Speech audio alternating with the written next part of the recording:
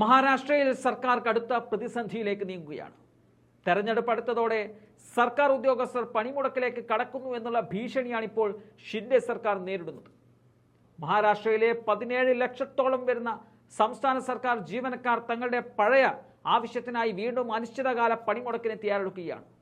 State government employees അസോസിയേഷന്റെ action കമ്മിറ്റിയുടെ സുപ്രധാന യോഗം കഴിഞ്ഞ ദിവസം മുംബൈയിൽ നടന്നിരുന്നു.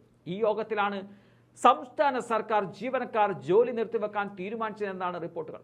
ഓഗസ്റ്റ് 29 മുതൽ അനിശ്ചിതകാല പണിമുടക്ക് നടത്തുവാനാണ് സർക്കാർ ജീവനക്കാരുടെ യൂണിയൻ യോഗത്തിൽ തീരുമാനമുണ്ടായതെന്നാണ് ലഭിക്കുന്ന വിവരം.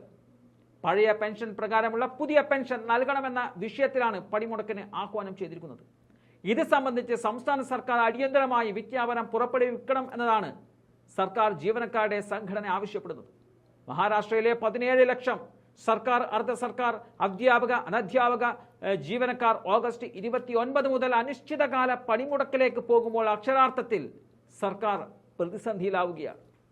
പെൻഷൻ സംബന്ധിച്ച് സംസ്ഥാന സർക്കാർ നൽകിയ വാഗ്ദാനവും ഇതുവരെ പാലിക്കപ്പെട്ടിട്ടില്ല. സാമൂഹികവും സാമ്പത്തികവുമായ ആശ്വാസം നൽകാൻ പഴയ പെൻഷൻ പോലെ പെൻഷൻ നൽകുമെന്ന് ഉറപ്പ് നൽകിയിട്ടും ഇത് സംബന്ധിച്ച് വിജ്ഞാപനം ഇതുവരെയായും പുറപ്പെടുവിച്ചില്ല. ഇത് ജീവനക്കാരെ ആശങ്കയിലാക്കിയിട്ടുണ്ടെന്നാണ് ജീവനക്കാർ പറയുന്നത്. കഴിഞ്ഞ കുറേ വർഷങ്ങളായി പഴയ പെൻഷൻ പദ്ധതി അഥവാ OPS പുനഃസ്ഥാപിക്കണമെന്ന് രാജ്യത്തുടനീളമുള്ള സർക്കാർ ജീവനക്കാർ ആവശ്യപ്പെടുന്നുണ്ട്.